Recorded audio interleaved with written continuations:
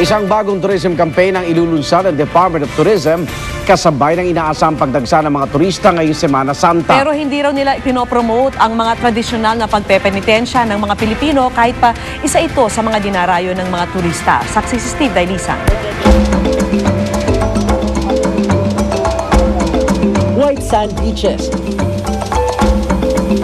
magagandang tanawin, preskong hangin. Ilan lang yan sa mga inaasam na getaway tuwing summer. Kaya naman ngayong Abril, ilulunsad ng Department of Tourism ang bago nitong tourism campaign. Tamang-tama sa papalapit na Holy Week. Bagamat di raw opisyal na pinopromote ang turismo tuwing Semana Santa, hindi raw maitatanging marami ang namamasyal sa panahong ito. Meron kaming isang kampanya para sa domestic tourism. Ito ay yung hinihikayat namin na magbiyahe yung mga ating mga kababayan. So tara na ang slogan, Pilipinas tara na. Pwedeng dayun halimbawa ang sikat na Moriones Festival ng Marinduque kung saan isinasadula ang pagpapako kay Cristo sa krus ng mga sundalong Roman.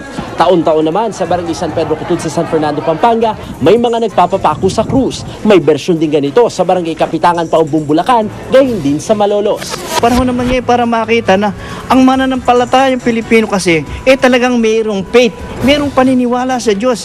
Paglilinaw ng Tourism Department, hindi naman daw itinuturing na tourist attraction ang pagpepenitensya, pero sadya raw itong dinarayo ng mga turista. Hindi dapat bintangan yung turismo para sa yung tunay na pahayag ng mga tao ng kanilang pananalig. Karapatan nilang gawin to no? Pinoprotektahan ng konstitusyon dahil freedom of expression. Mungkahin naman ng simbahang Katoliko, imbes na tangkilikin ang pagpepenitensya ng ating mga kababayan, magpunta na lang sa tahimik na retreat house o di kaya magbisita iglesia, lalo't marami rin naman daw makasaysayang simbahan sa bansa. Nakapamasyal ka na, nagampanan mo pa ang tungkulin bilang Katoliko ngayong Semana Santa. Nandiyan dyan naman yung mga naka-schedule, nakaprograma ng mga gawaing simbahan.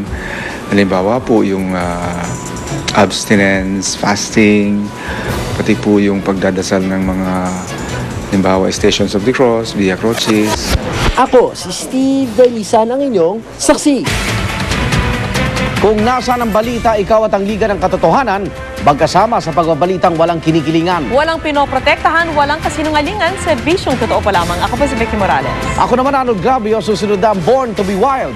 Hanggang bukas, sama-sama tayong magiging saksi.